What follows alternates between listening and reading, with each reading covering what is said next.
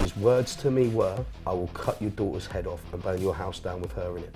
And I had a knuckle duster in my pocket, so I hit him 14 times. I broke his eye socket, his cheek, his nose, his jaw. This is a rare, exclusive podcast with one of Britain's most controversial men. And it was alleged that I used that £900 and I invested it in steroids. It was alleged that I was selling it out of the back of my car. I was in there for possession of an imitation firearm, I was in there for threats to kill, I was in there for thefts, I was in there for I don't know how many assaults, I had weapons against police. I didn't have nothing. I had to go to a special school, then I was put in care. I went to bed up until I was 15, 16 years old. In homes, in boarding schools, I was abused in them places. I was beaten in them places. He opens up about the corruption he says he's experienced with the police. I've got PC there, I've got his colleagues there, I've got every police officer I've ever done a video on in that courtroom, and I won. I don't believe for 1 second that there aren't officers there that would put something in my car that I didn't put there. Bang! I get a slap. And he said to me, "That's for making me look a prick." If you'd like to see controversial, intense, crazy guests on the show, make sure you like the video, subscribe to the channel and turn the notification bell on. Aarron, is it true you've been stabbed in the head? My life. That was quick. Yes, face. I got hit in the back of the head really hard with a metal object and then stabbed in the face. I can see the line there, with yeah. what you call a shank. What happened? So it was it was made out of plastic lighters that were melted together, and then some metal object in that. Why did it happen? Watch the movie. This is the movie. There's a movie about it. You have to pay to subscribe to it. It's the Lambo movie. Sony paid for a certain part of my life, which we made into a movie with the good help of my friend Ross, who's actually also from Peterborough. He's a great movie producer, and he works on some great projects. And it was a project that I really didn't want to do. It was a project that I had to be convinced to do, and it got me emotional because I was very hands-on the set. You know, I don't remember the incident, but I was shown the CCTV after the incident happened, so I know what happened. So to get everything right was quite important if you're going to portray something that actually happened. So yeah, we did a movie about it, but it wasn't the nicest of experiences. I only recall what happened after and the effects that happened after. You know, I mean, I've lost a lot of my hearing in one side. I have a hearing aid. I've got 30-something% of my hearing. I had to do speech therapy again. I had to learn how to pronounce my words again. I lost all feeling of my legs for 4 days. It was a scary moment. And those 4 days, if you can imagine what concussion is like, the only way to describe it's like a lengthy term of concussion, very confusing. You don't know what the f is happening or what the f has happened. Scary, yeah. So why did they make a movie about you? Because I'm a f***ing legend. What legendary things did you do that they wanted for the movie? It was more of the fact that I had f***ed up and I had managed to turn my life around. And the success on social media, I suppose, happened very quickly. A lot of people didn't understand how it was happening, why all of a sudden I've got what I've got, and people were making their own conclusions, and they still are now. We've just had a chat before the interview about that exact thing. You know, all we can do is document it, show it, talk about it like we will do during this interview. But then people still won't. There'll be some people that still won't believe it or refuse to believe it. But that was the reason. It's showing people that, you know, everybody f***s up, but you can still turn your life around. You can still make something. Some people get given an opportunity, and some people have to create their own opportunities, or when they see one, take it.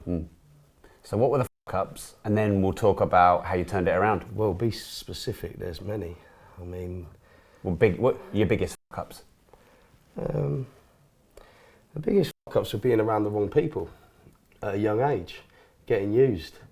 You know, you're that quick-tempered, with everything to prove, you know, to people that aren't worth proving anything to. And you just end up getting used. There's a lot of kids out there with loads of potential. Probably tough kids, brave kids, intelligent kids. But they feel that they owe somebody else everything, you know, that they have to risk their freedom for that person, risk their life for that person. Like there's this code. When you're at that age and you're a kid, there ain't no, you know, it's sad because when you get a bit older and you actually, you do experience a bit of success, or you are successful like us, we have a wider view, don't we? And we can see, and it's quite sad to see because it's like you can sort of, you can see the route that they're about to take. You know, you've either seen it or you've experienced it. Been there, done it, that sort of feeling. Yeah. But the biggest fuck-ups were being around the wrong people. Yeah. And are you talking like crime, drugs, illegal stuff, or are you just talking failure in business, or are you talking violence? Oh, no, I don't think failure is in business is a fuck-up. I don't think sometimes failure in life is a fuck-up, far from it. I would be very surprised if you think that. I think you learn, you know, from your fuck-ups. And actually, the more fuck-ups you have, the more you learn. I enjoy up. Yeah. It's stressful, but you always think of a way around it. But no, I think it's the people that I was around at the time that weren't going anywhere. I've never been massively into recreational drugs. I've never. It was more fighting. It was more wrong place, wrong time with the wrong people. It was. There was a lot of that, but no, I've got no criminal record for A-class drugs or anything like that. I think with the drug aspect, I think the most I've ever got is being accused of, or allegedly selling steroids, but no, not what I would class as recreational drugs or anything like that. Just being a bigger than what I am now. And not getting paid for it, basically. Yeah. So how did you turn your life around then? There's a film made about you turning your life around. How did you become successful? How did you shake off that past and those people? Some people will see this and what I will call waking up, and some people won't ever wake up from it. But what I started to think of was, people don't give a fuck about you. They don't. They ain't paying your bills. They ain't. When you're in prison, you see how many visitors you get. You see how many people that go to your missus and offer to pay 1 month's rent. Give you a couple £100 towards your groceries. Send you money in prison, 20 quid. It's next to zero. These ride or die people. It's all. So I come to a conclusion, the only person in this world that cares about me is me. Even if me and you are best of friends and we see each other every day, and I tell you that I'm breaking up with my missus and I'm going through a breakup and I don't know, I'm going to leave my house and we're going to go through a divorce and we've got kids, and I tell you all of this, what's going on, you're going to tell me what you wish you would want to do if you were in my situation, which you're not, right? You might have all the best intentions of listening to me, but later on you're going to go home and you're going to be having dinner with your wife. You're not going to be giving me a second thought. You're not. So realistically, it doesn't matter how many friends you've got, how popular you are, or how unpopular you are. The only person in this world that really cares about you and your situation is you. The only person in this world that can fix your situation is you. And the sooner you understand that, the sooner you will start being a bit selfish. I went into the job seekers. I couldn't even claim job seekers because I hadn't paid enough national insurance over the last 2.5, 3 years. Of course I didn't. I was in prison. So what are you supposed to do?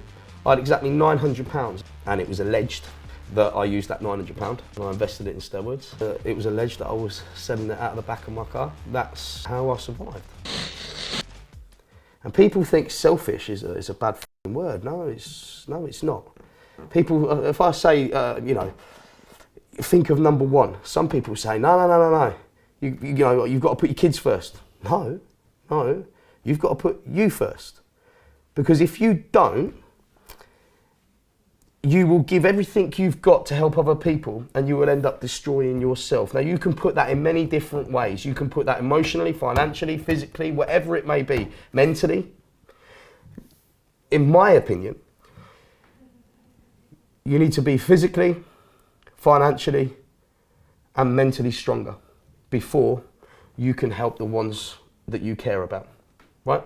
You can't support your kids through university and through projects and stages in their life if you're on the dole. Now, if you want to be an entrepreneur, you are an entrepreneur. It's taken you late nights, right? You've had to make a lot of sacrifices, right? Work every weekend. Right. Every single one. So sometimes you're going to be working on one of their birthdays. Yeah. Sometimes you're not going to be able to pick them up from school. Sometimes you ain't going to make the football match. Sometimes you're going to forget Valentine's night because you've had some. You understand what I'm saying? Mm. And it takes sacrifice. But the only person in this world that cares about you is you. And I can tell you something else. Somebody told me, if you know how to count on yourself. Because when you really need it, most people will let you down. Mm. They won't mean to. A lot of the times it will be non-intentional. It will be non-malicious, right?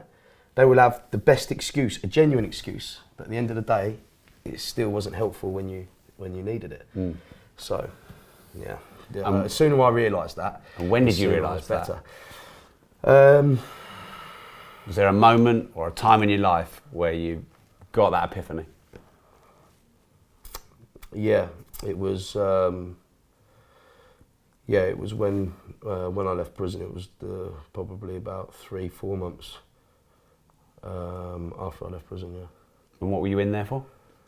I was in there for a lot of things. I was in there for possession of an imitation firearm. I was in there for threats to kill. I was in there for thefts. I was in there for. I don't know how many assaults. I had weapons against police. I had a lot of charges that was running concurrent. Mm. So, yeah. And what did you learn in prison that helped you on the streets? Nothing. What can you learn in prison? You're in with a shitload of people that got it wrong. Mm.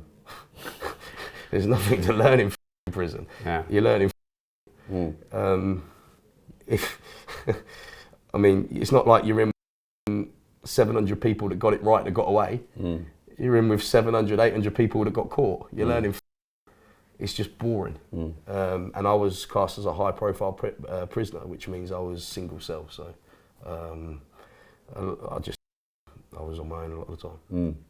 And you came out and you realised that you're responsible for everything and you can't rely on anyone but yourself. That's correct, yeah. So how did the trajectory of your life change? Because now you're a businessman now, you make a lot of money, you got your social media.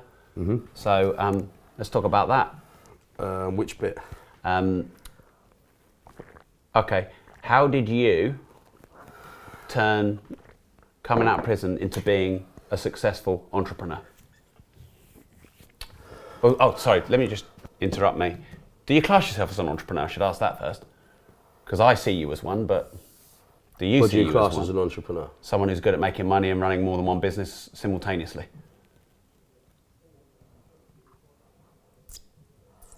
It's a different perspective, but okay. Prepared to take risk, works for themselves, employs people. Do you see as being an entrepreneur as actually achieving the end game, or do you think it as a constant process, or do you see it as a journey to the end game? I don't think there is an end. I think there's a load of journeys along the way. Even if you sell your company, what are you going to do when you've sold it? Probably start another one. Because many entrepreneurs, I think, that I've met are obsessed. So, yeah, I think it's a journey. Never really thought about it, actually. Yeah. Never been asked that question. What do you see yourself as a businessman? I've seen myself all my life as useless at everything. Everything I've ever done, I've f***ed up, and I have never stuck to anything. Right? As useless as that. Bodybuilding was the only thing that I ever stuck to, and at that time it wasn't about the physique, it wasn't about the aesthetics. It was because we used to train in hoodies, jumpers. The physique come later. It was a weird feeling at the time. The people that you're around, the anxiety you had when you went in there, you know, you to be impressed by something. And then I had the bug to grow big fucking arms, but we didn't have social media then. So to get the biggest arms in the gym back then, we had to train with the guy with the biggest arms in the gym, and they didn't really want to talk to you. You know, and so you had to linger around until they would welcome you in, and then when they did, you couldn't f*** up that opportunity. When they said 10 more, you'd do 12, you know, and it isn't training that's fashionable now, or training that I do now, because even I've become lazy. But that's what built the foundations, that's what built the physique, and it was addictive. And then when I realised I became good at something, and I realised I had genetics, the physique came. Then of course I went down that route. But that was the only thing that I ever realised I was any good at, or what I actually stuck to. After that, when I started a business, that's the second thing in my life that I've realised actually I'm good at. I was useless at school, but I didn't believe it because I kept calling it fluke. But then we're 7 years in now of a multi-million-pound company. It can't be fluke. My sister, my team have drummed it into me, you know, because they all rely on me, probably like your team do. When there's a crisis, it's something that only you can do. So people tend to back off, leave you on your own. You do your thinking, you go in your little zone, and you come up with an answer. And I'm good at it. I don't know where that comes from, but quick thinking, being put on the spot,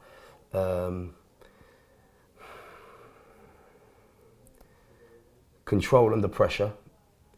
I just happened to be good at them things. And what I realised was business is very similar to street life. And what a lot of kids don't understand, that seem to be very good at doing this and that on the street, if they had just a little bit of belief in themselves, or was given the right opportunity, or decided to make that change, they would be at what we do. You know what I'm trying to say? It's hard to explain, isn't it? Well, Elon Musk reckons that many drug dealers are better entrepreneurs than many entrepreneurs. Yeah. Well, they know supply and demand. Yeah. Yeah. They know fair exchange. Yeah. They know how to sell. Yeah. Yeah. And you know, they know it's about the deliverance. You know that if you're having an important meeting, you know what relies on this meeting. You know the expansion of your company relies on this meeting, or you know this meeting could potentially save your business, whichever end of the spectrum you're at. You will know how to conduct yourself that day. You will know what to dress, what to wear. You will know little things that you would do automatically because you've had experience. I've had experience. You won't gulp like that halfway through because you know that froze it. You'll be making eye contact. There's loads of things that you would do, and it's the same on the street. If you're going to go and mitigate something, or you're not happy with something, you're about to tell something that they are going to do what you want them to do, you're going to be dressing to impress. You're going to be making the eye contact. You're going to be watching what you say, how you say. It's very similar. And when it comes to business, is business. Whether it's selling steroids out the back of your car, whether it's selling steroids on a international level, or whether it's selling fat burners legally, you know, online, or selling properties. The Rock is on steroids. You got to think, The Rock can't say that. He works for Disney. He's got sponsorships. Even though steroids isn't a bad thing, it's still frowned upon. The Rock hasn't done anything to anybody. He's inspiring people, and he's very successful. Just a quick one. I have a digital financial toolkit for you that you can instantly download to make, manage and multiply money, build multiple streams of recurring income and increase your earnings. Now the link is in the description, it's completely free, it's my gift to you, so go and click the link in the description right now. It's sad to see so many people day to day, you know, just walking past them, or you know, you noticing something and realising that you can see potential in somebody that can't even see potential in himself, but then he's not going to know any different because he hasn't seen the other side of it, what we can see. But it's true. I believe that legal business is,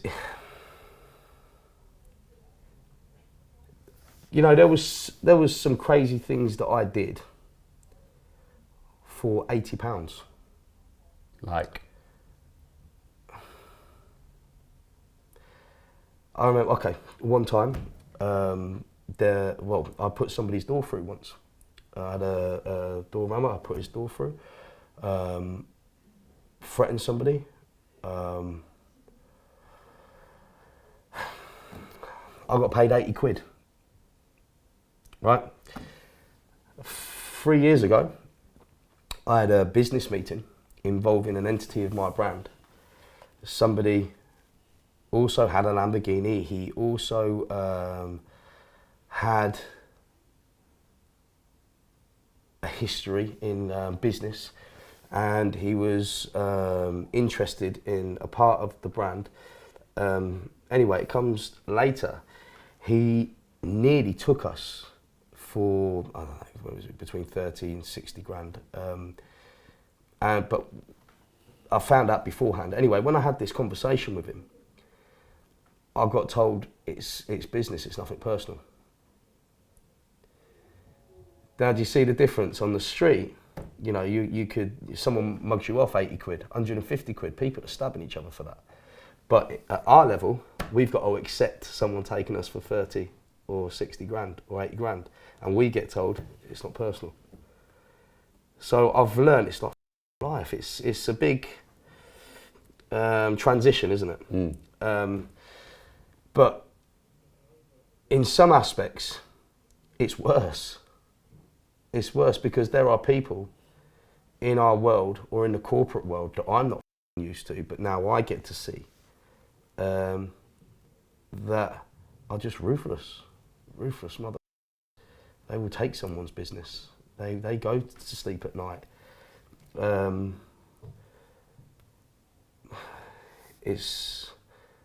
I'm trying to give an example actually.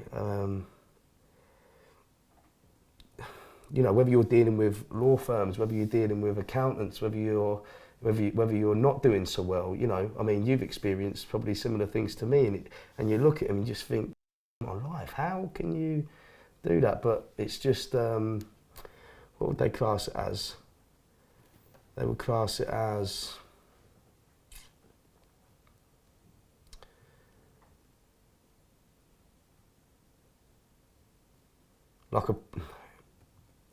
it's a process. It's just transaction. Yeah, it's just it is what it is.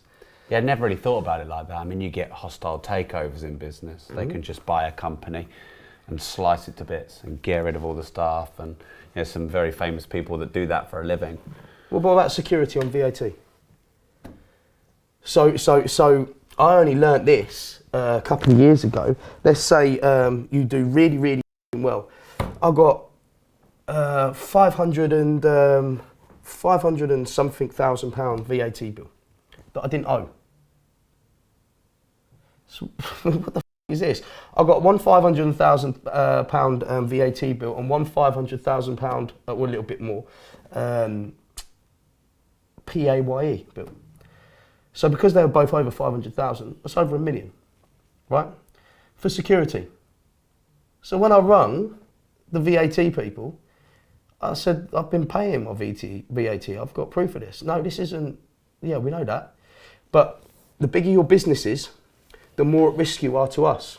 And people, if they hit financial trouble, can close their business down, and obviously it's the taxman that gets So they knocked. want you to pay in advance, So pay on account? Yes and no. Right. So they want, and it said, I've forgotten the letter, it's payable within 14 days. They want the money within 14 days. So my next question is, well, I take it that's my future VAT bills, because I pay VAT every 3 months, right? So that will come off of however long that's going to be. No, we hold that money for up to 24 months. And you've got to still pay your bills that come. Now, if you don't, it does state in the letter that they have the right to close your business down. Now imagine that. Come from nothing, no loans, no education, nothing. Built a brand that's bigger than ever, pay my bills, and then I get that. I'm not in trouble, I'm not late, but the government want an extra lump of money off you, and if you don't pay it, they will close you down. Or you've got to pay to fight it. And then they go, okay. But either way, that's still an added bill that you're going to now pay. That's the sort of shit that I'm saying. The legal world is even more ruthless. Because they have the law behind them. Do you know what I mean? I mean, you rob a drug dealer, take his money, beat him up, you've only got him to worry about. Maybe a couple of mates. You rob the tax man, he's taking your house. Anything you gave to your mates, anything you gave to your family, you're going to prison. When you come out, you still have to pay it. You know, it's a lot, isn't it, really? When you think about it, it's even more risky. But yeah, it's crazy. You never heard of that, security? No, I know. No, we pay our VAT every 3 months in arrears. Yeah, same as I. But no, we've never been requested that. Yeah, I've got offered it. Yeah, wow. I mean, you know, I never heard of it they before. asked for tax. So I actually got a decent sized tax refund this year because I had to pay it in advance from last time. Yeah. And why did you have to pay it in advance? Because it's called, they pay it on account. They predict what you're going to make. Yeah. And then they want to take that tax in advance. So it's basically a loan to the government. And then if something happened to you, they're not giving it back, are they? No, I think, do you want another cup of tea? No, thank you. And that's what the security is. Yeah, wow. Now, for me, I can't see of any other way or any other purpose of that, apart from the government looks at all of the big fish, because you've got the real big fish, then you got the big fish, then you got the medium businesses, then you got the smaller businesses. Yeah. They're thinking, right, we need money. This was during as well. Yeah. So let's hit these big ones with security. We'll get a load of money in, interest-free, for 24 months. And we won't have to pay it back, because after 24 months, then we'll start taking it off their VAT. Yeah. But that wasn't in the papers, was it? No. No. Yeah, there's an insight for you. I got hit with 1 point something million. Wow. Pay it within 14 days. Yeah. And then that hits your cash flow, because you've got to take it out of cash flow. And therefore, then you can't trade properly. And they got, like, I'm really with the UK. We talked before about why you left and why I haven't yet. But no one seems to understand that the way we get out of all this trouble, this lockdown, the economy, is we encourage people like you and I to grow our business. We help you. You know, you came from nothing. We should be giving you lower rate loans. And who helps you? Well, the government should be doing it. But they're not. No, they're not. This is my point. But this is what they don't understand. What they think is... Not even the banks. No. Well, the banks is different. They're not... They're sort of in cahoots. No. But all they do is tax you more. How can the economy grow if they tax you more? Because if they tax you more, how can you make more money? How can you employ more staff? It's harder, because your expenses have gone up. And it's not just the tax. So it's cannibalism. It's not just the tax. Business rates. But again, business rates, but then again, national insurance, once you've paid everything, again, you just get hit with another security bill. Yeah. Or some stealth tax. Yeah. Yeah. Yeah, I think they've really this country. Yeah, well, of course they have. I really do think that. Of course they have. And we're one of the highest tax nations so then we talk about these kids that are doing this shit on the street. We're talking about their potential. Well, let's say there's a kid right there. He sticks his hand up. All right, save me then. Yeah, we can tell you that you'll be good at this. You could have the world. But guess what? We can't help you. You're going to have to find your own way. Of course, these kids aren't know any different. They're going to carry on doing what they're doing. If you can't give me a step up, no one can give you a step up. The government ain't interested. Especially if you've got a criminal record. Right. Especially if you've been to jail. When I left prison, I went into the job seekers. I couldn't even claim job seekers because I hadn't paid enough national insurance over the last 2.5, 3 years. Of course I didn't. I was in prison. So, what was I supposed to do? So when I left prison, I managed to get a job, right? I got a job down the road, Interset Hot Point. Customer service job on the phone, shirt and tie. I was proud as that I'd got a job with a shirt and tie. It's a call centre. It weren't anything special. But I was proud as I was getting people ring back and leave personal thank yous to the bosses. They were made up with me. I did it for, what was it? It was 1 month, bang on 1 month, because they gave me 1 month's wages. And somebody recognised me and told the boss that I'd been to prison. And I didn't declare it. So they pulled me in off of a call and I had to go into a room. And my ex was pregnant at the time with my first baby, Aaliyah, my daughter. And they asked me, I said, yeah, I've been to prison. They said, but you didn't declare it. So I said, because I thought it was classed as a spent conviction. So I didn't think I had to declare it. Also, if I did declare it, would you have given me a job? No. And they got security. These lads are about as big as a straw, right? To escort me through the call centre, through everybody, and off the premises. And I didn't have a job.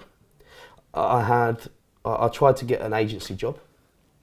I got an agency job. I got sacked from the agency job. I was lorry loading DPD for an agency because I didn't disclose I had a criminal record. But whenever I did tell agencies, these are agencies, that I had a criminal record, they wouldn't give me a job anyway. So what are you supposed to do? I had exactly £900 that was paid to me for that month's wages. And it was alleged that I used that £900 and I invested it in steroids, and I went to the people that I used to do the doors with before prison, the people that I knew in Peterborough, and it was alleged that I was selling it out of the back of my car, and that's how I survived until it was alleged that I built the brand up so big, it was alleged that I started my own steroid lab. And it was also alleged that became one of the biggest, if not the biggest, in the whole of Europe. So when you say alleged, is this true or false? It's alleged. Remember, the police still want to ruin everything that I've got now. Right, yeah. So everything I'm telling you right now is about as detailed as I can tell you. One thing I was told by a very, very close friend of mine, my best friend, who took me under his wing. He said to me at that time, when you're doing this and this, don't buy a watch, don't spend the money on your car, don't flash it about. Any money you have, spend it on the inside of your house, even if your house is rented. So you've got a nice TV, nice sofa, nice everything when you go home, because you're going to have bad days. Also, what do you want to do? I said, I want to own a gym. That's all I wanted to do, was own a gym and start saving for it. So when it was alleged that I was doing well, and I was earning good money, to the point where it was alleged that I had people working for me.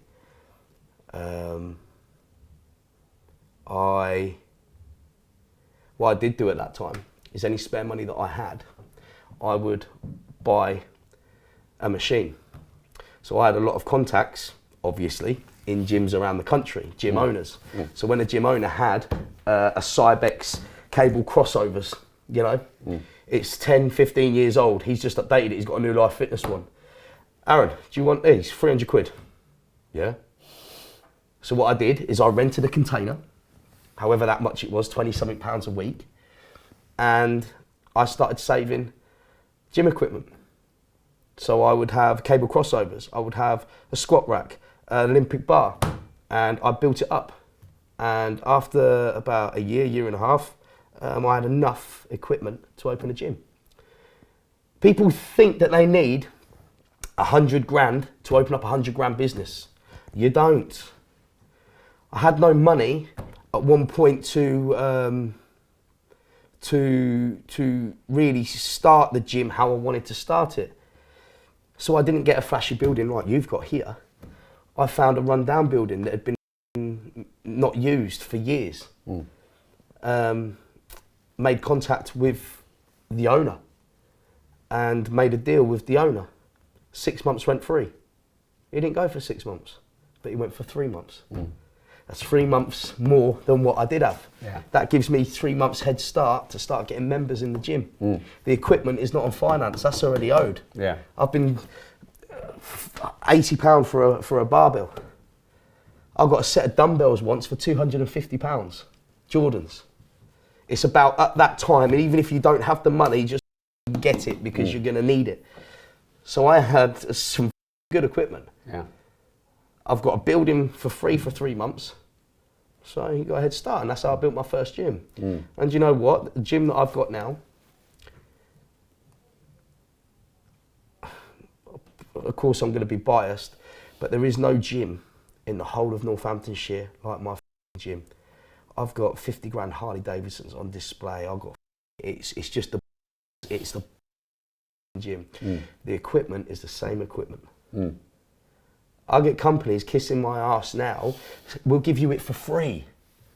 You know, like a loan for 10 years or just use your gym as a showroom, you know, for when you do your videos. Of course, they're gonna earn from it. I can have a gym full of brand new hammer strength. I don't want it.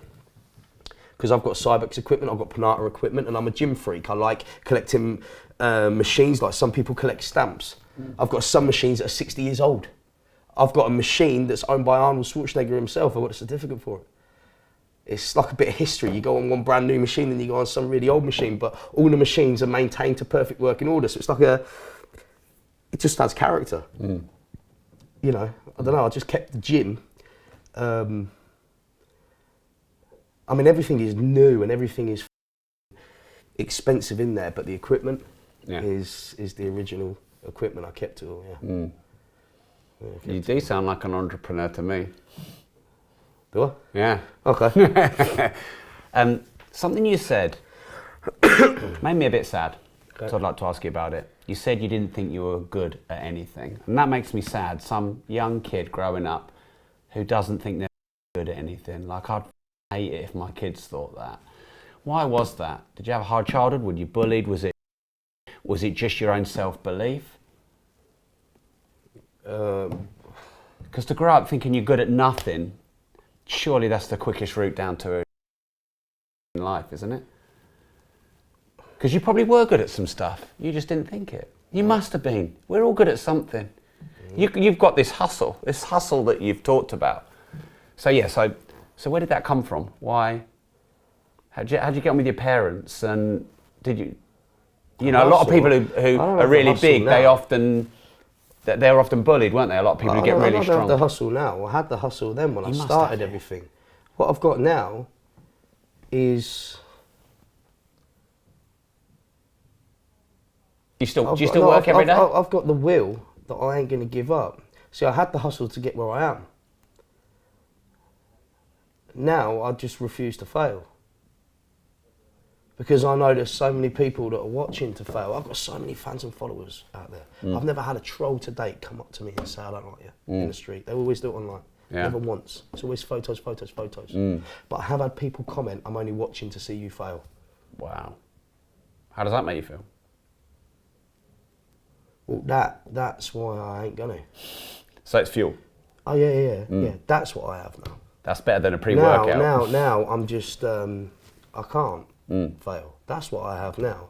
I won't allow you to see me fail. None of them, nobody. Now I have responsibilities, bigger responsibilities. Now I have not just one family, I've got families that rely on me. It's not an option, failing. That's what I have now, but no, I wasn't any good at anything. All the start that I have, I didn't have nothing. I was born with severe asthma, died, well, was brought back 3 times. Wow. I had to go to a special school. Then I was put in care because my behaviour was so bad in the special school. So you know, my mum wasn't, she didn't want me. And how does that make you feel? At an early age, I was that kid that wet the bed. I wet the bed up until I was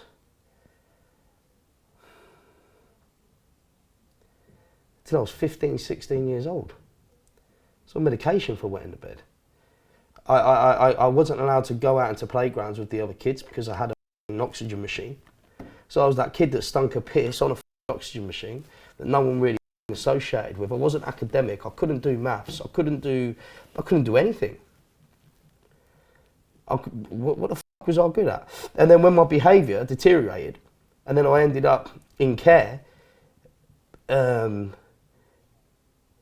in homes, in boarding schools. You're living away from home. I haven't got a family.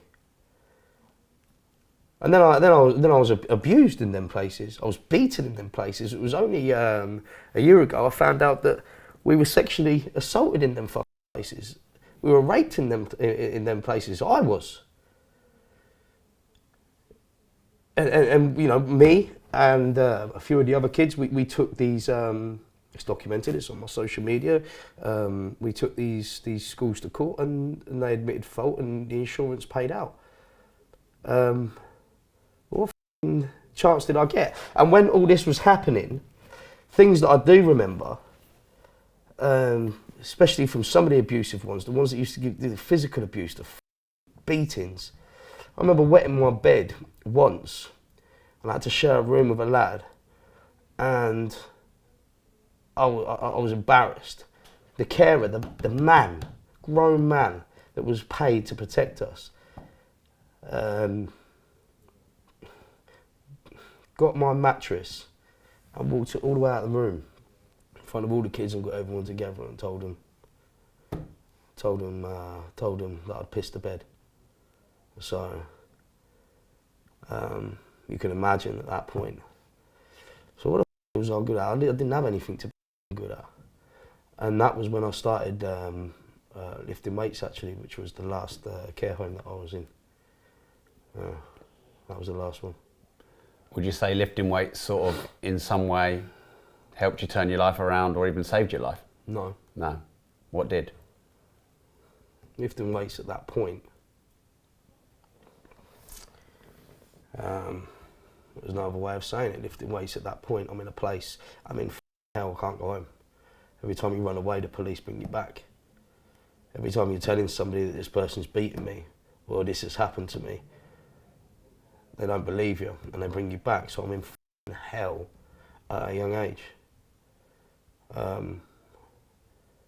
When we got given a barbell in the sports hall, we had these 5 kilo weights and 10 kilo weights, and I had somebody teaching me how to do an arm curl. That was 40 minutes, half an hour of me not thinking about where I was. That's what that was. So I suppose that may have stayed with me. So then whenever I had problems within my life, the gym was a place where I could go, and that was me taking myself out of those problems. Yeah. Do you know what I mean? Concentrating on something else, come back to it. We've got to deal with it, we've got to face it, whatever it is. Eddie Hall said exactly the same thing to me yesterday, in a different way, with a different upbringing. But he said that all of his anxiety drove him towards the gym. Thank you for being so honest. I like to spread a positive message out there that anyone can turn their life around no matter how shit it is.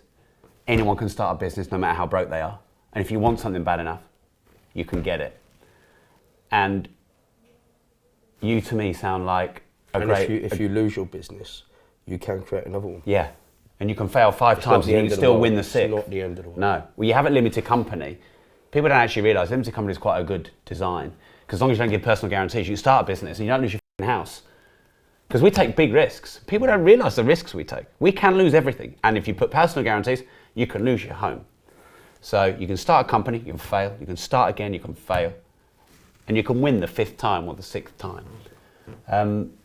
So just one more little piece on this and then we'll move on to something else, which is if anyone's where you've been, what bit of advice can you give them to roll up their socks and turn it around?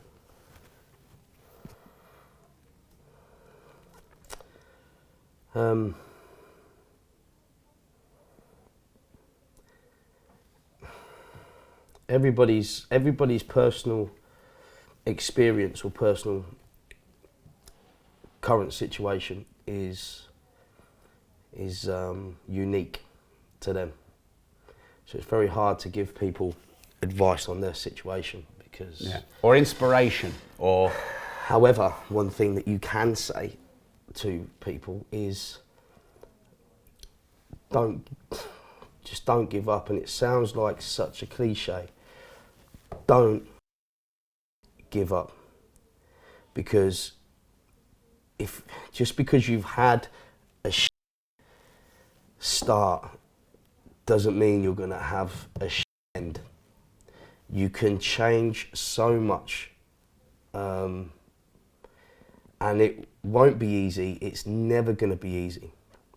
Life is 50-50. It's a fact. It's 50-50. You're going to win and you're going to lose. And you're going to keep winning and you're going to keep losing. That's what I would say. Mm. So why the tattoo on one side of your face? I mean, you probably said it before, because but not here. Just because you can? Yeah. Did one day you wake up and think, I want a tattoo of my face? Or... Yeah. Yeah. There must be more to it. Is it all one, or did you build it up over time? No, there was. I've had 4 sessions on my face now. All of my tattoos mean something. None of them are done for fashion purposes. They all mean something, and many of them are unfinished. It's a constant. I suppose, project. Mm. What does the one on your face mean? Well, the one on the face was one that I always wanted. Right. It symbolised something quite personal to me, actually, which I've never explained, and I ain't going to now. But give us an exclusive. It annoys people. Not even the closest people around me know the real reason why I got them. No. Or why they are how they are. The head one is different, but I'm on about the face one. Mm. Can you give us anything? No. I mean, you don't really do podcasts. I think it's your second one, isn't it? Second interview. So second outside interview. Yeah. Other than James English. Yeah. The head one though, that was the original Maui ones. A close friend of mine did that. So actually, it's not lines; it's dots. Right. If you look closely. Oh yeah. I've had 2 people copy that. They're Right. fans of mine, and they've done it with lines, and it doesn't really. Yeah. So the one on the head and the one on the face are different They're 2 ones. different ones. Yeah. And has it been net good or net bad for you, would you say, having a tattoo on your face? I mean, you know, it definitely makes you look more intense. Is that a good or a bad thing? Well, with my work, it doesn't make any difference. No.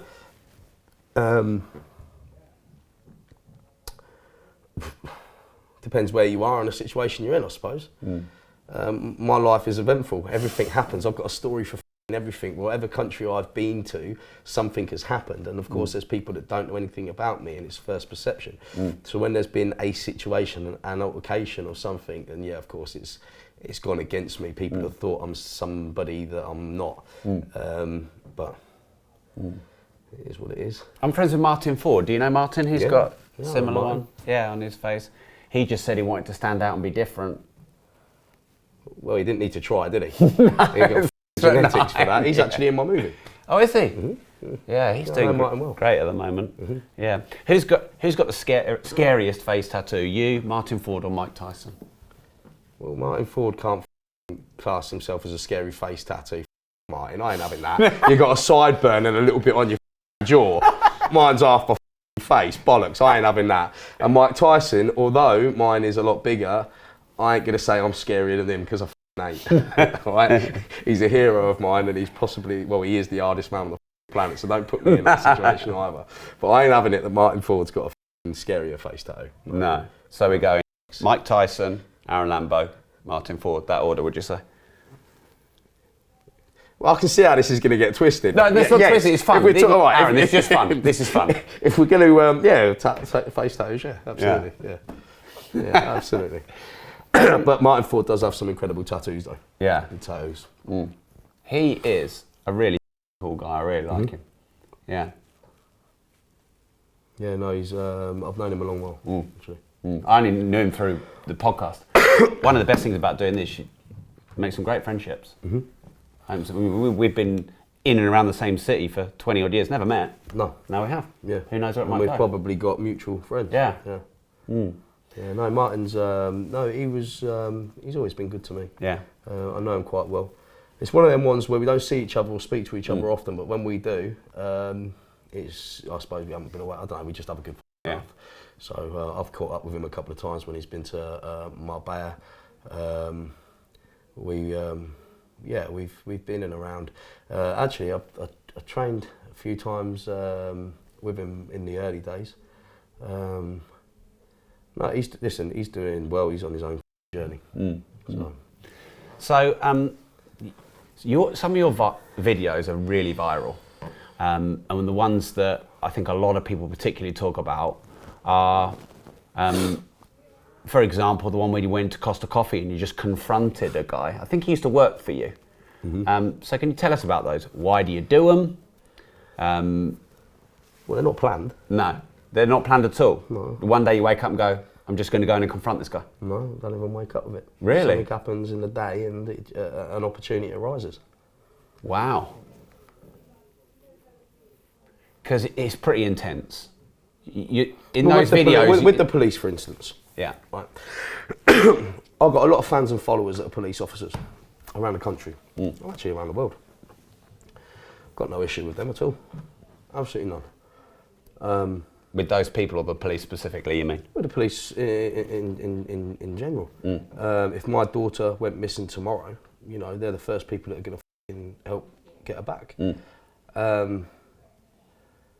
But I've got an issue with individuals. So when police have stopped me for a number plate stop, something genuine, I've had officers, after speaking with them for 10, 15 minutes and they're doing their checks, they've said to me, surprised you haven't got the camera out to me. Why? You're doing your job, mate. I had it with my car. My car was actually not taxed. It wasn't my fault. I mean, it was a company car. One of the team hadn't taxed it. And one of the officers, and they know me in Northants, one of the officers said to me, it's not taxed. I said, it is. I made a phone call. It's not taxed. I had to say to him, I'm really sorry, but it's not taxed. And his colleague, we were talking, and he said, I was expecting you to get the camera out. I said, what the for? You're doing your job and my car ain't taxed. There's nothing I can do. What am I going to do? Do a video and try and say something that is not? But when I get accused of doing something that I haven't done, and I know 100% I'm in the right, and what is going on is wrong, get my camera out and I'll film them. So what was it with the guy in Costa Coffee? Well, he used to work for me. He had, we had to let him go we got sent papers from his ex. These were explicit, confidential court papers, right? That he had sexually abused a minor, and it was graphic, horrible. In a business world, you can't just go up to somebody and smash somebody and I'm going to lose everything that I've got, right? The court, he's going through the courts of this. There was already a lot of legal attention with this. And as you know, as a boss and employer, you've got to let people go the correct way, unfortunately. It doesn't matter. You've even got to pay them their last month's wages, even when they're a sick like that. Your opinion doesn't matter. It's what the law says. So that's what's happened. There's always people that are trying to have a dig at me because they want a little bit of fame, or they try and build their business off the back of trying to cause a argument with me, or they want a following. Following is everything to them. There's always somebody. What he did is he tried to jump on the back of that. Now what you've got to be careful of, where I think people are very silly nowadays, and society isn't a nice place. Mike Tyson said this, there's no consequences at the minute for somebody saying something. Everybody's got a plan until they get punched in the face, right? Yeah. Right. But there is no consequences for somebody for trolling, slagging off you, slagging off your wife, slagging off your kids, and slagging off your business, even though you've never done business with them.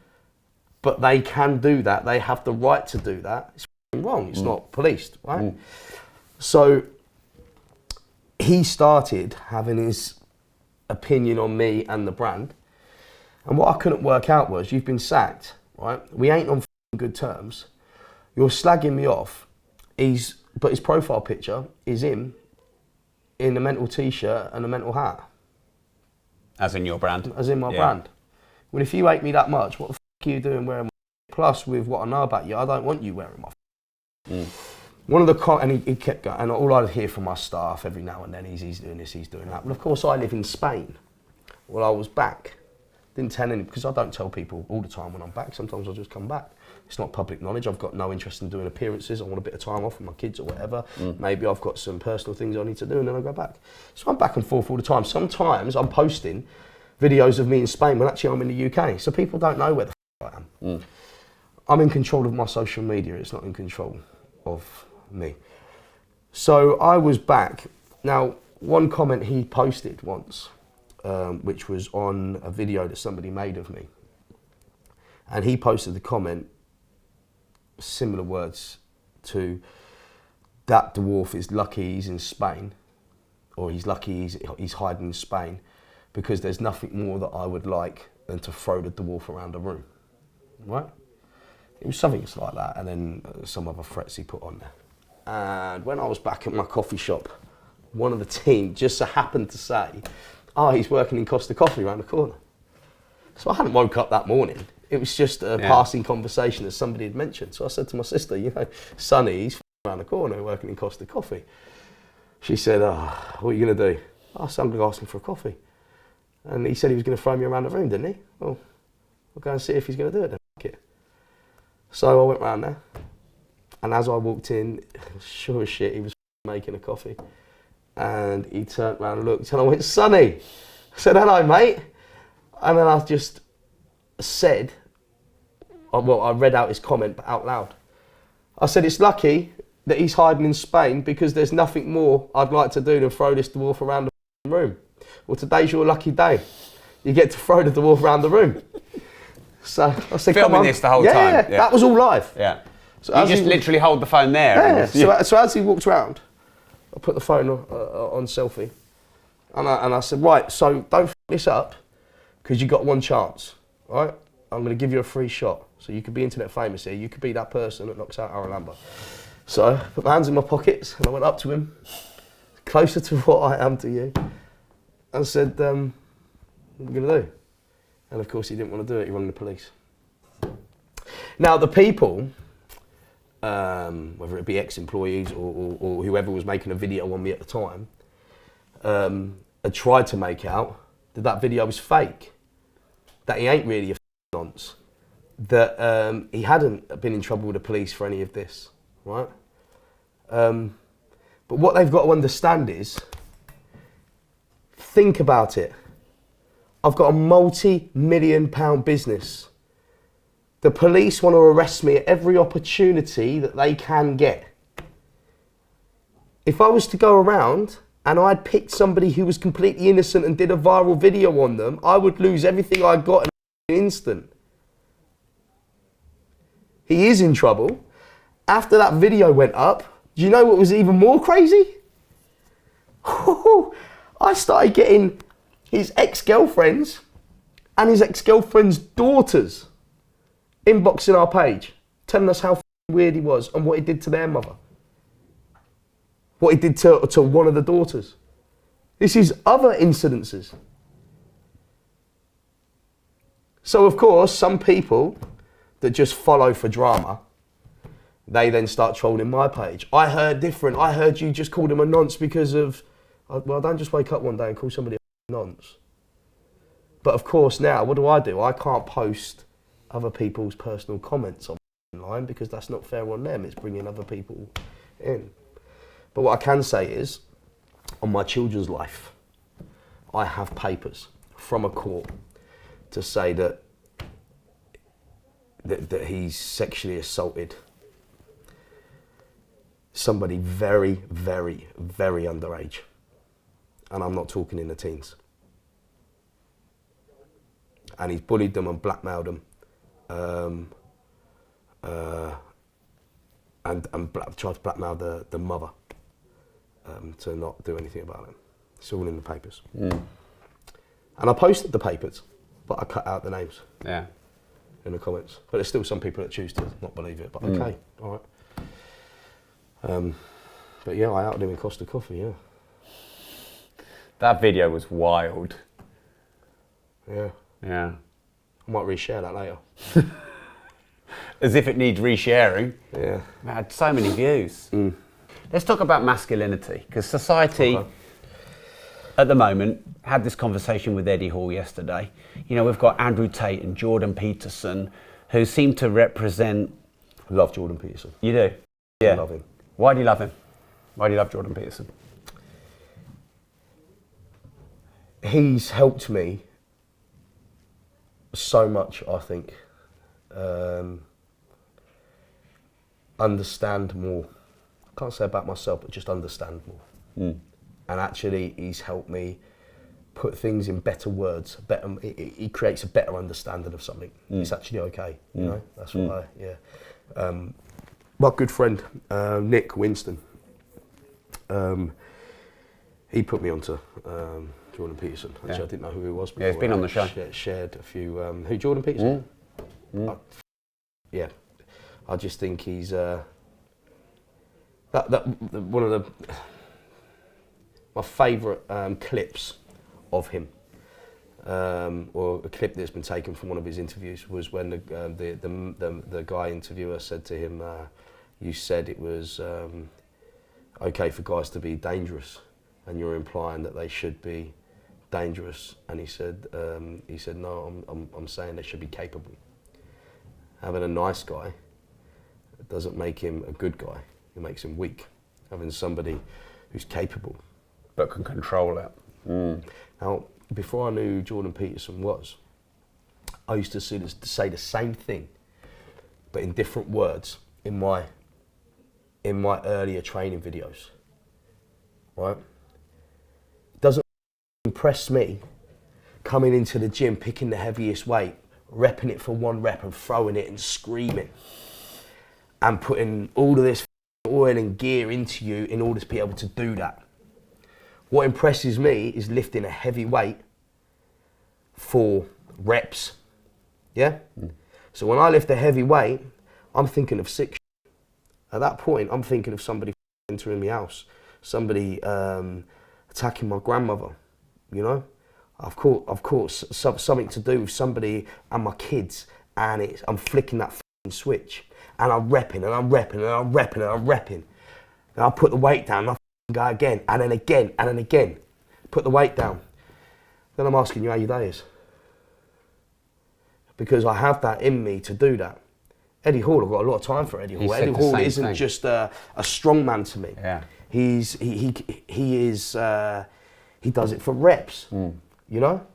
Eddie Hall is a strong man. At one point, I was one of the strongest bodybuilders, not powerlifters, not strongmen, because that's Eddie Hall's category. I'm on about bodybuilders. There was no bodybuilder that could lift what I could lift, 4 reps. None, not without tearing. Not when it comes to pressing, not pulling, pressing exercises. None. Fact. Even now, and I'm not a bodybuilder anymore, my videos where I'm getting 60 kilo dumbbells, which isn't a particularly heavy weight to me, but that's mind blowing for some. And I'm repping it out anywhere between 12, 22 reps. I'm holding it at the bottom doing knock jokes. No bodybuilder can do that. No joke. I've trained with some of the biggest, the pros, the Olympians. Some of them are my close friends. Roddy Winker, Lee Priest. Nobody can do that. Lee Priest, ridiculous strength. But Eddie Hall is a strong man. It's completely different. His strength is mind-blowing. You know, that's another level of strength. But to be able to have that in your head, you know, that's what makes you, that to me is scary. That's what I practice. It's no point in lifting a heavy weight for 1 rep. What use is that? What use is that in life? You know, bodybuilding, the physique part was never interesting to me. It came later, same as for Lee Priest. For me, it was all mental. It was pushing yourself past any limits that you once thought that you had. Yeah. And seeing what you can actually, you know, do. But no, that was probably the one, the very first clip that I saw of Jordan Peterson that helped me a lot. It's funny you say that, because Eddie said yesterday, when he broke his 500 kilo deadlift world record, he did the same thing. He went to the darkest place in his head that he could ever find. He worked with the psychologist to do it, to trigger his fight or flight response, to unleash more power from his muscles. Apparently, you can unleash 15-20% more power in your muscles. Like when women who are rescuing their children can lift up a light car. He was talking about that. It sounds like something similar with you. You go to that place to trigger some extra strength. I used to do that to get where I am now. There was times where I was up against somebody who was a lot bigger than me, a lot harder than me, and there was a lot more of them. People watching this podcast now, or whatever, look at him talking, making him out to be the big man. Really? Harrogate. UK BFF, British Finals. What's the UK BFF? UK BFF, the biggest federation, or was, in the UK. Right, so for bodybuilding. Just for people who don't know. No, for bodybuilding. Yeah. Right. So you become a British finalist, and then you go from there into the Olympia, so on and so forth. So every big name in bodybuilding was there, or competing, or as a part of the UK BFF. Super heavyweight bodybuilder, Kif Nemo. Super heavyweight. So think about that. In boxing, you got your lightweights, your middleweights, your heavyweight. Now super heavyweight. It's big. Kif Nemo. He was debt collector, apparently in London. Drug dealer. Bodybuilder. Good genetics. Owed me money. Months and months went past. And then when I asked for it on the phone, I said, listen, you've been saying this now, and the conversation for the very first time, because it was always pleasant up until that point, turned, and then he told me that he's not paying me. And I said to him, well, then me and you have got an issue. And then his words to me were, I will burn your house down. My words to him was, be careful what you say because my daughter lives with me. His next sentence was, I will cut your daughter's head off and burn her house down, burn your house down with her in it. That was 2 months before the British final in Harrogate. I think they only held it in Harrogate 1 year. That was that year, can't remember. I went there and people that knew me knew why I was going, because I knew he was going to be there. And I did exactly that. When I saw him, you had to go upstairs, and in that venue, you had to go all the way up the top of the stairs, and when you walked into the venue, you walked, and you're in the theatre. The stage was down there, there was chairs up there, left to the right, and he was there, and he was with some Biggie Smalls looking mother. He was with 5 other guys. And another well-known guy actually who tried to protect him at that point, a very good martial artist in the industry, tough guy. Me and him ended up being friends afterwards. And there's just me. I'm not a martial artist. I'm not a pro boxer. I'm not a UFC fighter. But all my life, when I've had confrontations and I knew that it was only going to go one way, I used to take myself into that place. I went to the disabled toilets. I looked in the mirror and I took myself to dark places, to the point where I can't, there's only one goal now. And that was it. I'm a headbutt in the mirror. I just walked straight out. I don't know if anybody talked to me, anybody, whatever. Walked right up to him and had a knuckle duster in my pocket. And I said, Kith, you're going to threaten me and my family? And he turned around and he kissed his teeth at me. And I just went, and that was it. Smacked him, wrapped my hands around his dreadlocks, and I hit him 14 times. I broke his eye socket, his cheek, his nose, his jaw. And I flipped. Now, I'm just Aarron. I'm not a cage fighter, I'm not a UFC fighter. There's 5 other dudes with you. But do you see now the fear factor that's gone in them? Now, if all of them had thought about it, there's one of me, I would have lost. Logic says that, you know, the odds, but they haven't taken themselves to that dark place. The fight or flight hasn't been triggered. You understand what I mean? Mm.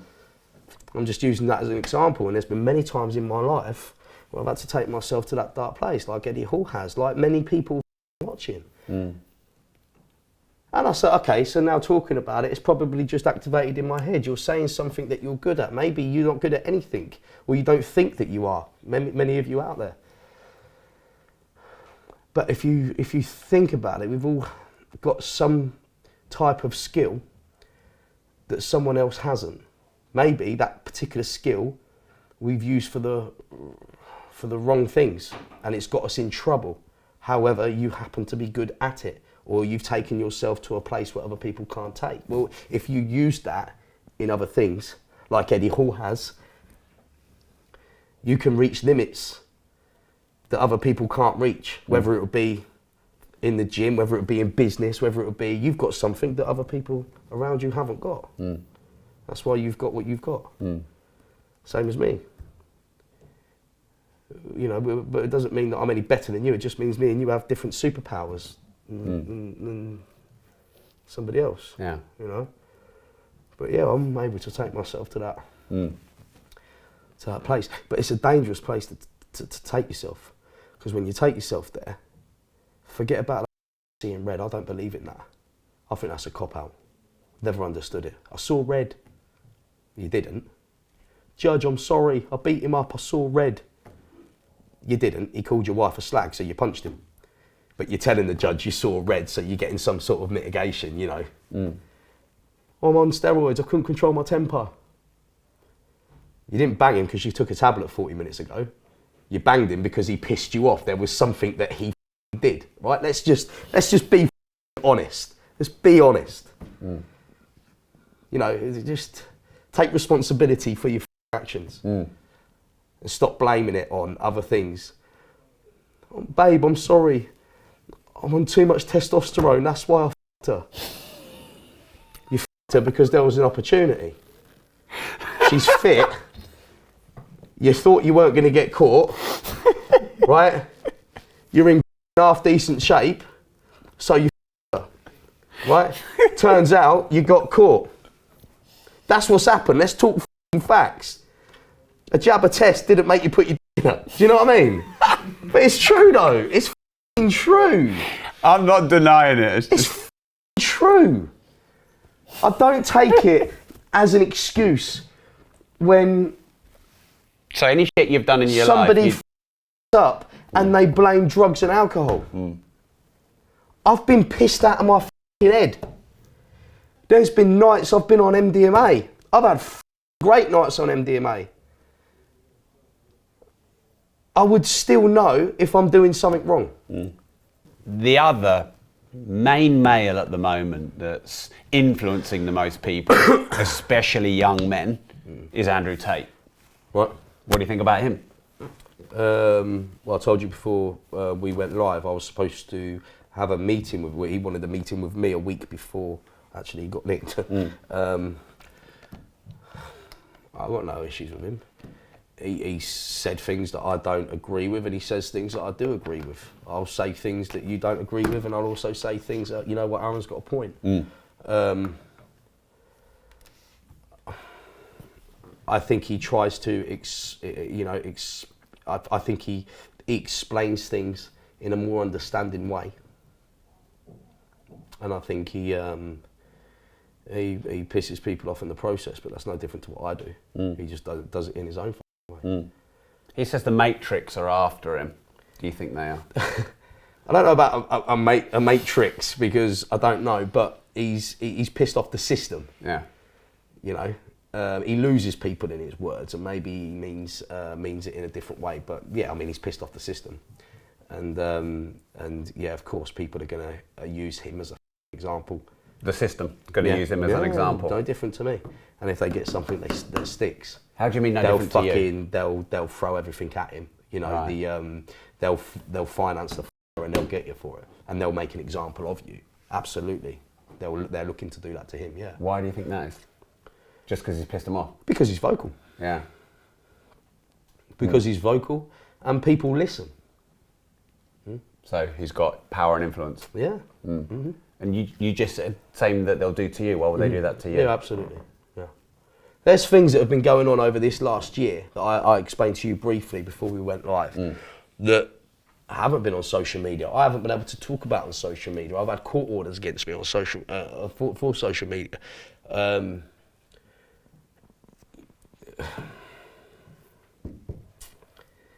And it's a tricky one, because the thing is, I've earned millions from embarrassing Northamptonshire police force, for example. People don't know this because I haven't even gone live on this. You're the very first to hear what I'm about to say. The Chief Constable of Northamptonshire Police took me to court, and they tried to sue me. They gave me 7 days, I have the paperwork, to close down my social media. And I fought it. The lawyer that I had that morning didn't turn up. I spoke to him the night before. He didn't turn up. Didn't turn up to court. And I was left to defend myself in court. Me and my team, luckily, I know a lot about the legal system. I'm extremely clever when it comes to law. I know how to do what we call bundles. I know how to write them out. I know how to set them out. Because if they're not written out and they're not set out in a certain way, then they won't be heard in court. So I told my team in our boardroom what I needed. They were all writing things down, and then I told them how to reference them, how to set them out. That happened. And I needed a bit of motivation because I was the night before, and I said to my girlfriend, I don't know what I'm going to do, because they've got to the lawyer. Do you know what she said to me? Go on. I don't know why you need a lawyer. She said, you're smart enough to beat these without one. And her saying that, she said, look at the other stuff that you've already done and that you've beaten them with. Just that made me believe in myself, and I came into the office, mate, the next day with so much belief of power. Natalie will tell you, Eddie will tell you, it was like a Law and Order series. Do you know what I mean? It was brilliant. Do you know what I even did? I even went cocky with it. On the legal papers, it said court reference number, Northamptonshire Police reference number. I wanted my own reference number. I just made one up, knowing full well that from the beginning of the case all the way to the end, these reference numbers will be on there. My reference number, it was FTP MH10. It was fuck the police, mental hamster, 1-0. I've still got it. I've got everything I can give you. If you come to my headquarters tomorrow, we've saved every bit of paper for the court case. You can see it for yourself. I remember before the case started, I showed my sister, she was in the dock, she looked at it, and she looked at me, and she went, you haven't. And the judges are looking at it, the prosecutors are looking at it, no one's clicked. Right, so they have to read that out at every hearing, and I'm giggling. I've got PC there, I've got his colleagues there, I've got every police officer I've ever done a video on in that courtroom. I've got detectives, I've got their legal team, and I won. And to give you a breakdown of how I won, I did my own research. Now, I could have closed my social media down from immediate effect. That would have been quite scary and intimidating for some people when they say you've got 7 days to do this, or however long it was, 7 days or 14 days. I think it was 7. But I chose not to, because I thought to myself, hold on a minute, Facebook don't communicate with the police at the best of times. So I very much doubt that they've got access to, so I think it was a bluff, and it was a bluff. It just means that they take you to court after that to get a court order. So when it was my turn to speak, I said to the judge, my case can't be heard in this court. And the judge is looking at me, and they're looking at me. I said, listen, in order for you to close down my social media, you need to pass a law through Parliament. And in order for anything to happen, you need to take me to the High Court. It can't be heard in this court. And just so you know, Judge, I'm willing to go for this case to go to the High Court. But can you remind the other side that it's going to be at the taxpayers' expense, because they're the ones taking me to court and they've now got to justify this expense. So the judge looked at me and they were all talking, and then the judge said to the people that are taking me to court, to the police, Mr. Lambert's right, can't be heard in this court. And he's already said that he's willing to go to the High Court. So after a lengthy process, we get the police notification that the police have withdrawn from the case. So the Chief Constable, I've got the paperwork, Chief Constable of Northamptonshire Police versus Aarron Lambert, and they took me to court for my social media. Now, what would have happened off the back of that is if they would have got my social media taken down, but then because if they had won that case, every police officer that I did a video on would have been able to sue me through the police federation, through the union. But they couldn't, they lost it. And the PC videos stay up. So when you say you made millions out of the police, is it the revenue from your videos? Is that what you made? Well, I don't get revenue from my video. I've never earned one penny through one view. Oh, well, so how'd you make the money? Well, from my brand. Right, yeah. Every penny I have is from what I sell on the internet. My videos are still free. They always have been. This is what the haters and trolls don't like, or the fans that ended up being haters. They've seen somebody on my team for a long time. They don't know that that member of the team broke the rules. I've had to let him go. But of course, you don't want to make that public knowledge because it involves other people, right? But when they see that, money's gone to your head, forgetting about the people that helped you. Hold on, stop. So because this person's no longer on my team or on my social media and I drive a nice car, you've come to the conclusion it's down to money and I've left them. Do you know what I mean? So from that, people come to a conclusion about so many other things. So you said the system's out to get you like it is Andrew Tate. Why? Because I've embarrassed them. And you think they'll never stop until? Northamptonshire, yeah. Yeah. How does that make you feel? I believe the police want to put me in a situation where I either lose everything or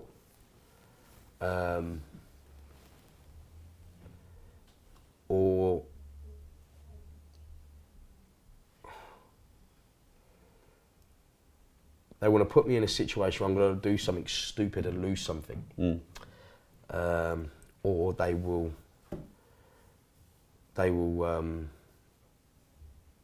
put me in a situation and lie. Yeah, I believe that. Does that not scare you? Yeah. That's why I don't live in Northamptonshire. And whenever I do come back to Northamptonshire, I go to my offices, I go to the gym. If I want to socialise, if I want to go shopping, I'll go to London, Birmingham, Leicester, wherever. I won't go to Northamptonshire. I won't do that. There's people that live in Northamptonshire that I don't forgive. Get mouthy online, try and portray me to be somebody that I'm not. They try and create rumours, lies. people from my past, ex-employees, as people. If I bump into you, let me make it very clear, I ain't controlling myself. I'm going to hurt you. And I'm going to do it well. So the best thing that I can do to avoid any situation is take myself out of that situation. That's one reason, right? The other reason is the police. I don't believe for 1 second that there aren't officers there that would put something in my car that I didn't put there. That would not stitch me up. People like Simon Beck's, PC. Why wouldn't you? I've embarrassed him. You've tried to take me to court. You've tried to sue me. You've tried to get the police federation involved. You tried to get the Northamptonshire Chief Constable. You've lost. Not only have you lost, but I sold out on PC t-shirts worldwide. His colleague, his fellow firearms officer, works for me for 2 years, told me that after that video, other officers were bringing in cups, mugs, PC dickhead on there. He had it at work. He was getting asked for selfies in Asda. When he's fucking patrolling the neighbourhood, people are wearing PC t-shirts. No one's taking him seriously. He's trying to make an arrest and people are coming over. Hey, PC, let's have a fucking selfie. He pulls me over. Did you know Northamptonshire Police is the only police force in the whole country where armed response, it's not mandatory for them to have body cams? Wow. Fun fact for you. He pulled me after the PC video in an unmarked car. My kid's life. Unmarked car. His colleague opens the door, puts handcuffs on me straight away, gets me out. I'm not resisting. Stand at the side of the road.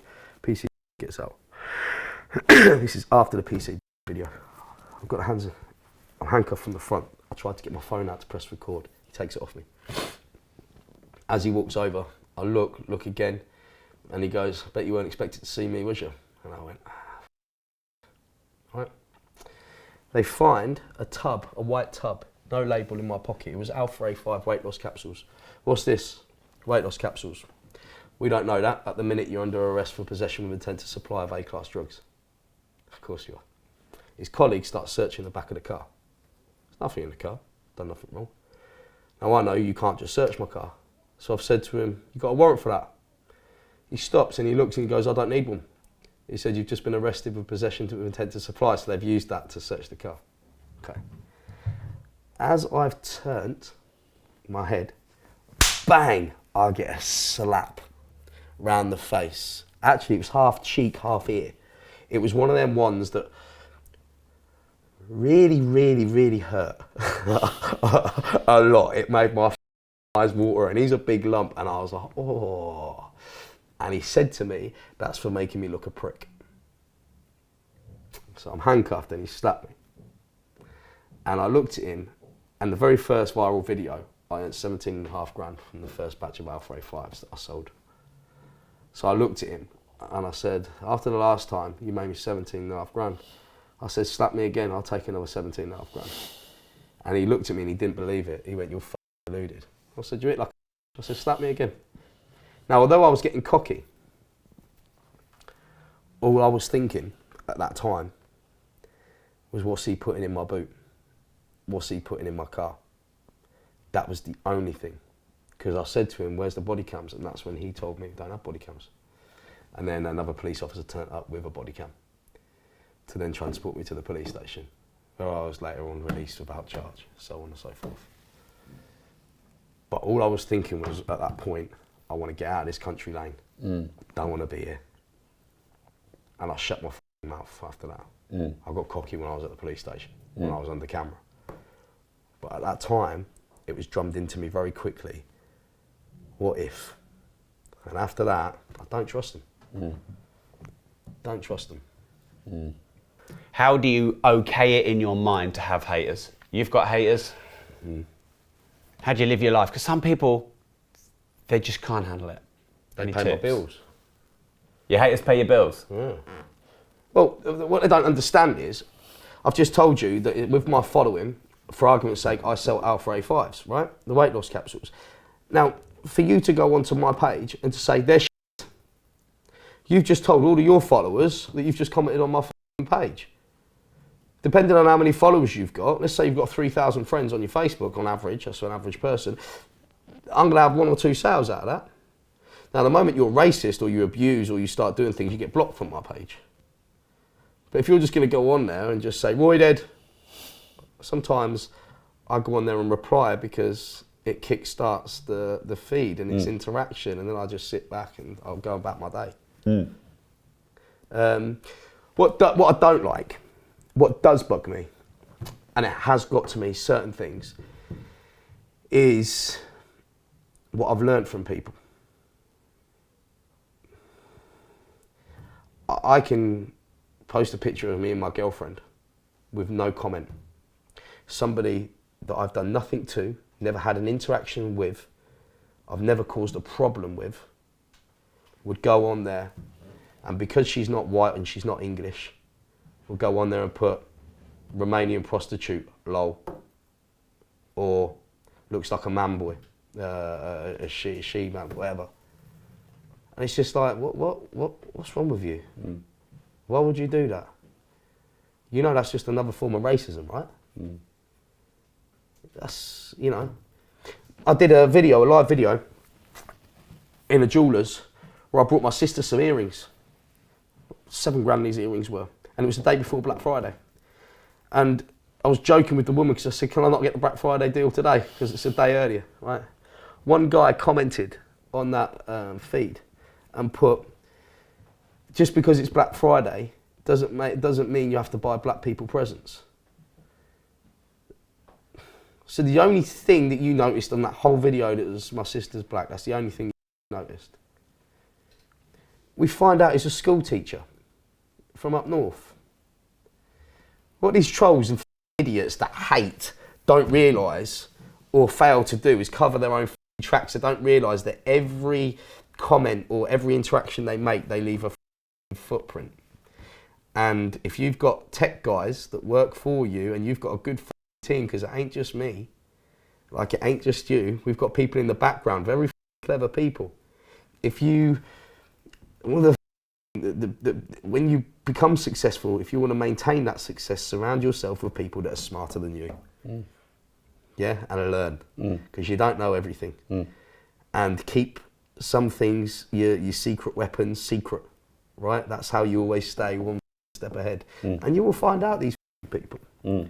Joe Rogan, a few times, has been banging on that The Rock is on steroids. Yeah. Why is Joe Rogan like pushing hard on that? And do you think The Rock is on steroids? I know he is. You know he is? Yeah. How do you know? I ain't going to tell you. Why not? Huh? Why not? But it's irrelevant even if he is. Why is Joe Rogan so bothered? I don't know why he's so bothered. Well, I think Joe, I mean, I like Joe Rogan and I like The Rock, but I think from Joe Rogan's point of view is, if you're going to inspire kids and you're going to be a public figure, tell the truth. I agree with that, because I don't lie about taking steroids, and the reason why I take them now to maintain, and with the reason why I took them before. And I've done videos on showing people, you know, I don't agree with trying to get people on them, but if you are going to use them, then use them safely. Don't listen to the guy who's selling you it out the back of his car, who's not a doctor, who doesn't know your body, you know, and I try and help people because I'm a public figure and I've got kids that follow me. But what Joe Rogan needs to understand is I'm not governed by anybody. I'm not sponsored. Your property company doesn't sponsor me. So therefore me saying that doesn't affect my income. You've got to think, The Rock can't say that. He works for Disney. He's got sponsorships. You know, and even though steroids isn't a bad thing, it's not illegal in England for argument's sake. It's illegal to sell, not to possess. It's still frowned upon. So why is it frowned upon, do you think? Because people don't understand, and it's abused. No, The Rock is on it, that I can tell you, but The Rock can't go out and publicly say he is, and I wouldn't expect him to. You know, you're talking, he's built a fucking career on how he looks, and it is what it is. I just hope that the person he gets it off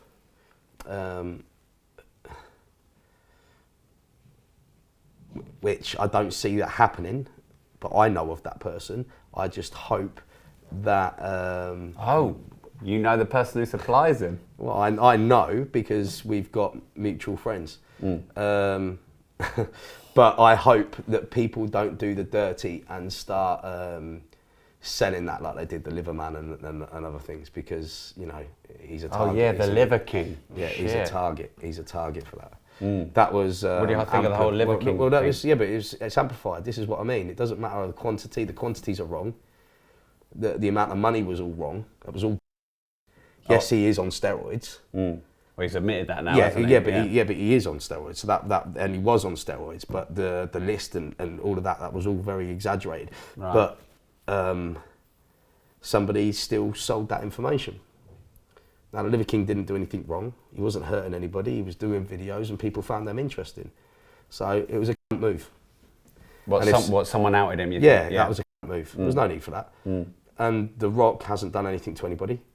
He's inspiring people. He's a likeable person. And he's very successful. I'm really grateful you spent all this time with us. Thanks for coming over. Thanks for hanging out. Thanks for being so honest and open about subjects other people won't talk about. For example, steroids. Aarron, thank you very much. You're welcome. Thank you. All I can say is wow. I would love to know what you thought about this interview and Aarron Lambo in the comments now.